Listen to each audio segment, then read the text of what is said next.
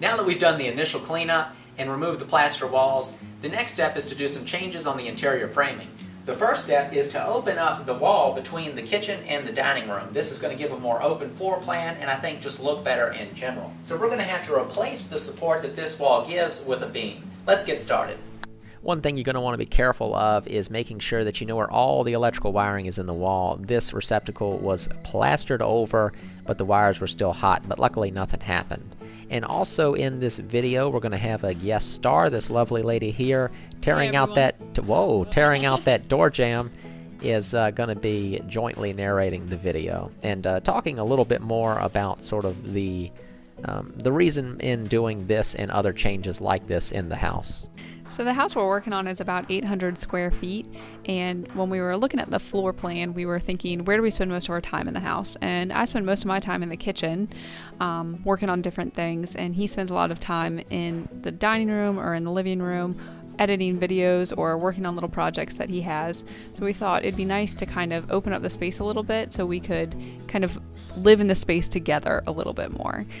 So what we decided to do was take down the wall between the dining room and the living room. Not only does it open it up, it also creates a little bit more light in the house, and it makes the house seem bigger than what it actually is. And on that note, you do want to make sure that the structure above the wall you're removing is fully supported during the actual process of removing it. In this case, I just used some 2x4s and supported it on both sides.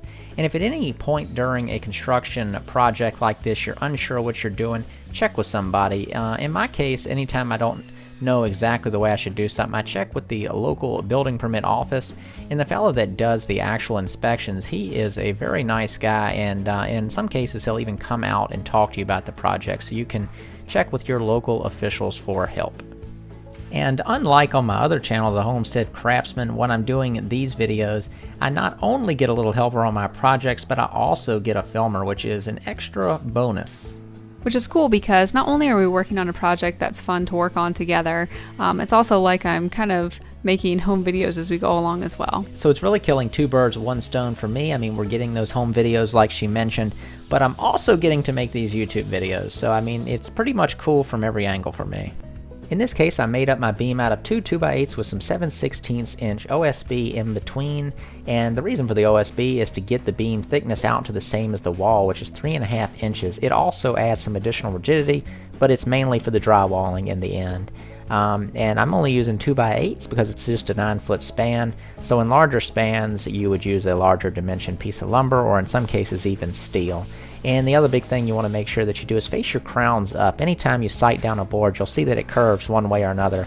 Match them up on the boards and then face that crown of the entire beam up once it's placed into the wall.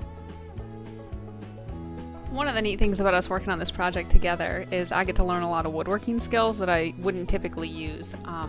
And as you can see, I'm about ready to make a mistake, and I walk underneath that beam as we're lifting it up, and so you shouldn't do that at home if you're working on a project like this, but it's a neat way to kind of learn new skills that I wouldn't otherwise know.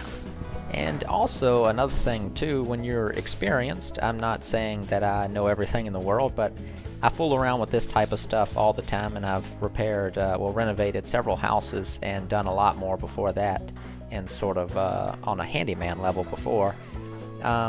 Is that when you have someone else around you that is not really familiar with stuff, it sort of reminds you of all the things that you've sort of learned. So it's not in sort of like a cocky way, but it just sort of, you really realize how much you learn over time just by doing.